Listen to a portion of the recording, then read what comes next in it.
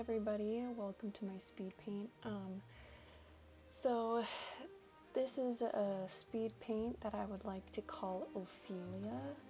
And first off, I want to apologize for the perspectives changing and for weird lighting issues. I didn't realize how everything was corded until afterwards, and that has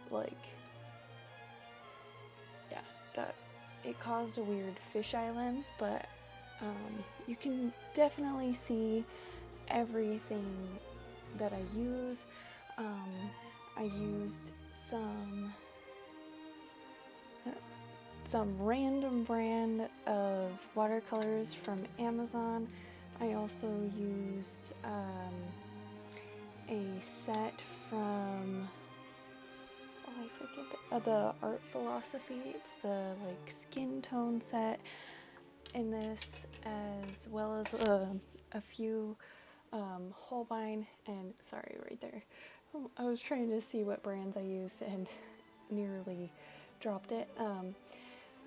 I had transferred this painting using a light box and using a really hard pencil, so an H8, and that is the reason I used a hard pencil was to have a lighter line so that it tends to disappear underneath the watercolor and the colored pencils that I use. I also use the Prismacolor pencils. The brushes that I use in this are some Cotman, Winsor & Newton watercolor, Princeton, and Scepter Gold brand. Just all the really small brushes that I have. So first, as you saw, I laid down masking fluid, and I like to use the Mask Pen masking fluid. Sometimes it's blue, sometimes it's a different color if it tends to dry out. I try and use as much as I possibly can before it dries out, and then it's amazing. I like this stuff. And I really liked this piece in the beginning when I was working on it. I was trying a new technique, and then I feel like towards the end I tended I was overworking it, and it just in these moments I feel like it's perfect because it's the right amount of watercolor and vibrancy, and I'm trying to learn. I'm trying to get to that point where I just let the watercolor just speak for itself. But I do like the end product. It's just I liked this beginning with the more translucent colors. So anyways, the reason I decided to call this piece Ophelia is because Ophelia is a character from Hamlet, and she is the potential wife of Prince Hamlet, who, because of Hamlet's actions, ends up in a state of madness that leads to her drowning. And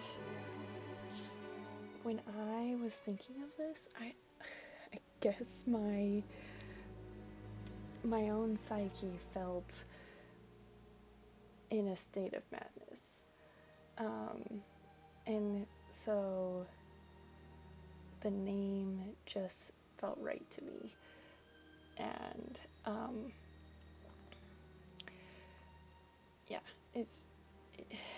it's one of those that it picked the name. Some pieces just are like that. So I'm gonna try and talk more about what I'm doing and the techniques that I'm using. So when I use the paper towel, it's trying to pick up color that I put down, and sometimes that's because I made a mistake or because I want to lighten a color, And the way to do it is either scrub the color a little bit and then pick it up with the paper towel gently, and that'll pick up a lot of the color. Or if I felt like I put too much pigment down, I can just easily go back over and just pick it up with the paper towel. And this technique is the easiest for me to use. It's got more control, especially if it's in a really tight spot. The trick with it, though, is to make sure you always have a clean area that you're using so that you don't put paint down, because that has happened before, and it makes it harder to pick up what you don't want there. I did use references for the coloring of the hands and the shadows and the face and the hair and some of the flowers. Later on you'll see those references. I compiled a bunch of references together into one page, and I didn't use one specific reference. I used multiples for different things, and so like I used a reference from a different picture for the hand, and then a different picture for the face, and then different pictures for the flowers, and kind of a little bit of inspiration from those things. And all those references I did get from Pinterest. I do have a Pinterest board that's open for anyone to look at, but I'll have to figure out how to link that later, if I can, or I don't know. But they're one of the things that comes up with like underwater mermaid, flowers, that kind of stuff. And I was gonna leave her eyes blank, but to me it was a little bit too haunting, and so I decided to put purple in there. And but yeah, so I decided to go in with so with watercolor you work lightest to darkest, and I'm still figuring it out because even though I've been painting with watercolor for a really long time, I'm still figuring it out. And it's because my brain doesn't entirely work that way all the time. And so, as you saw in the beginning, I was working on the skin, and then I realized, I was like, oh no, I gotta put the water in. And so I quickly did a quick little wash. Well, either I forgot to put the water in, or forgot to put the skin color underneath, and I was like, oh no, I gotta put a wash of whatever first, and then I gotta put water on top. And it just made me laugh. It's just little things like those. Even though I had been thinking about it, I've been planning it, I was like, okay, I'm gonna go in this way. Sometimes the painting itself doesn't let you do that, or you forget your plans. And I still think as long as the results are what generally you were imagining in your brain, I think that's what matters most. And I was trying a lot of this bleeding technique, and where I put wet down and then put wet colors on top and let it bleed, and I think it's gorgeous. I think it really helped with the blending of the skin and the fingers in particular, and some of the flowers.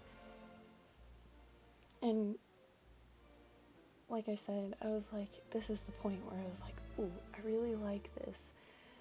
Here, I realized the flower, the rose, was too close to the coloring of the skin, so I decided to use like a purple to tie in the eyes with the flowers, you know, and keep the piece a little bit more cohesive. And yeah, it helped.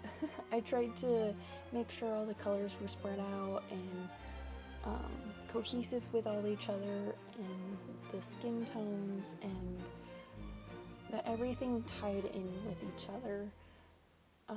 The one thing that I wish I had done more was more flowers around her face in person, but I didn't want that to get swallowed up. And then, so right now I'm adding another wash to try and darken that water, because I want it to look like she's sinking, or like there's depth to it. And then I forgot that I had been working on a different flower or branch or leaf or foliage, and so I had to go back and work on it again. And then I was like, okay, let's add some depth to the hair, and make sure that there's, some difference in the hair. And I really liked working on this piece. I did not like editing the video for this, though. I'm just gonna be honest. I could have probably had this done a long time ago, but there was a lot of, because of the camera, I had to fix something, and so my head gets in the way of the camera every once in a while, and of seeing this piece, and I had to cut a lot of that out. There was also a lot of times where I got distracted by what I was listening to while painting. So there's just a lot of that, and so I had to clip out a lot and speed up a lot. This painting did take a long time. Not trying to say it didn't. It did take a long time, because I wanted to make sure it looked right and had the right shading, and all of those things that are really important to me. And it, like I said, it ended up similar to what I wanted. And here's the reference pictures that I kind of used for things.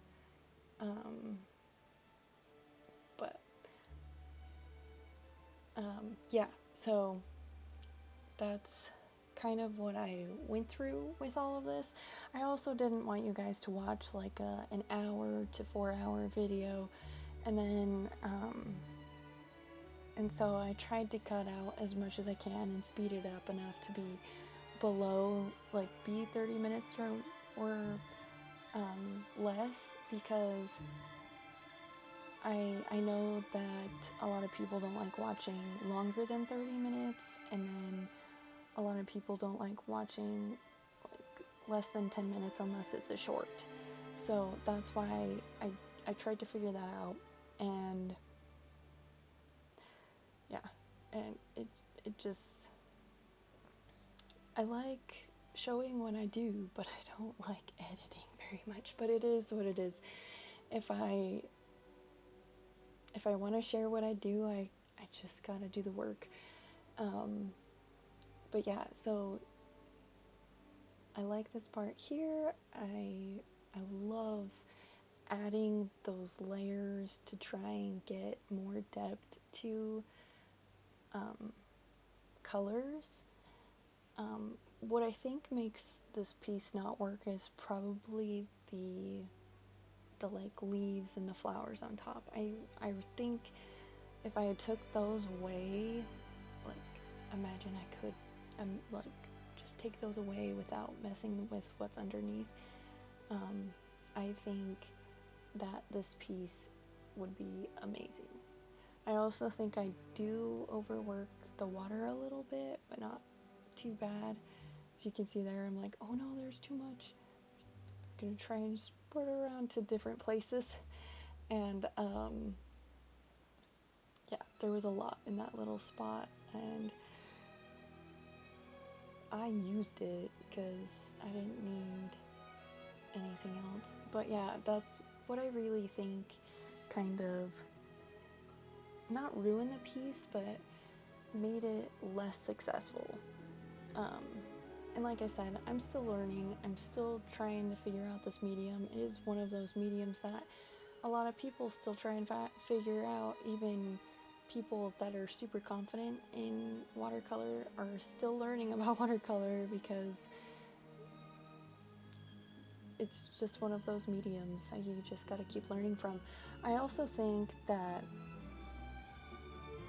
being in art and being an artist is essentially saying, like, I am willing to learn how to create for the rest of my life. And I think that's a wonderful thing. I think being able to learn and continue to learn and get better at the things that you love are probably the most fulfilling things to do in life. Being non-stagnant and being able to just keep progressing is so awesome to me. This idea that I haven't reached the pinnacle of what I can do is always so amazing. So here, to add more depth and a little bit more vibrancy, I use colored pencils to try and give it more of that depth and more vibrancy. And I like this technique. It helps clean up a lot of lines for the watercolor, and helps me feel better because it helps me feel like the piece is coming together. Like, it's not, like, sometimes I feel like it's a really ugly stage for a really long time, and the colored pencils help me, like, it's okay, I can fix this, and I can put it back and clean it up just a little bit. And yeah, so I love watercolor, and I love the watercolor mixed with colored pencil use. I think it helps a lot in helping a piece become amazing. Excuse my phone, I also have an Instagram, and so I do post things every once in a while to show people online. And then I did add a little bit of gouache for highlights, not too much though. And then, but mainly I use colored pencils to get the darker values, the darker shadows and depth into the piece. And then I remembered that I had masking fluid to help me keep the lighter values in the water, and that I had put down before. But I really like what I do is after I take off all this masking fluid, I go in with just a little bit of water and I scrub the pigment that's around the highlights to kind of tone down the highlights to make them just like a light blue, and that helps it keep that more watery look. I'm trying to think of, I'll let you know what I was watching or listening to while doing this. I was listening to the old TV show 21 Jump Street, the original with Johnny Depp in it. It is amazing. It is so wholesome, so good, and yeah, it's a really good TV show. Here I'm just going around all the items because I noticed in some of the reference pictures that wherever the water hit, it was really, really dark, and I didn't feel confident enough trying to get that kind of effect with watercolor. I also feel like maybe I shouldn't have outlined every single thing, but maybe have like picked and chose what should have been like surrounded with the colored pencil. It is what it is. This, I'm learning that maybe I shouldn't have relied too heavily on the colored pencil, but I do like some of the effect. So it's that push and pull. I'm just learning a push and pull of like what mediums I should use when and how long, and and that's okay. I think it's okay to keep learning. I think it's a wonderful theme, like I said. And then I needed to add a little bit of depth to some of the flowers, just to, so you could tell the difference between some petals. That's about it. I didn't use it for more than that. And giving it a little bit of shadow underneath some of the petals so that they are differentiated. I thought that was a good idea, because then you can actually tell they're like not just blobs, they're flowers, and I think I did a great job with those. I wasn't really too worried about them. And I apologize for saying a lot. It's because I don't know what to talk about with you guys, and I keep asking. Nobody has said what I should talk about in these videos, and I'm trying to come up with some ideas. That's why I mentioned the whole story for Ophelia, because it's a little fact about it, and I knew she had drowned herself, but I didn't know why, and to me that was interesting too, because I was like, oh, madness, that's exactly what I was feeling when thinking about this piece, and painting it was, yeah, madness, and that I was also going crazy just a little bit, and yeah, but I've been enjoying being able to do more art, and hopefully I can figure out a better way to edit so that it doesn't demotivate me, so I can share more of what I like with you guys, because I do like sharing what I do. I do like being able to share the knowledge, the little knowledge that I have. And but yeah, that's why I ask, like, do you have any questions about what I do, where I get inspiration? Do you have any questions about where I get references, or why I do things a certain way? I mean, I feel like my methods are pretty straightforward, but I think we're reaching the end of the video, and I would just like to say thank you for watching, and please hit that like button.